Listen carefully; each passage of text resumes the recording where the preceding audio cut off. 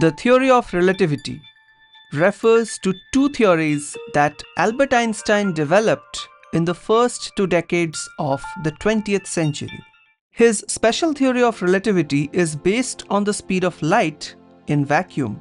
It carries many intriguing consequences, including the fact that matter and energy are equivalent, leading to the famous formula E equals mc squared, which is the recipe for converting mass into energy and back again.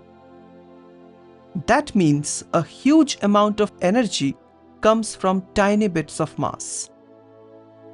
This relationship forms the basis of how stars generate energy, how nuclear power plants work, and why nuclear bombs are so potent.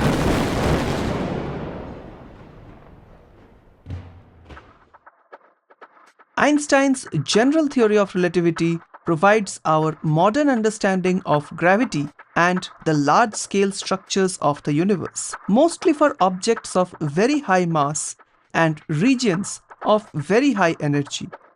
It leads to the mind-bending fact that matter and energy both curve the fabric of space and time in their vicinity, leading to the existence of things like warped space, wormholes, and black holes, which are often seen in many science fiction stories. Thanks for watching. Please subscribe.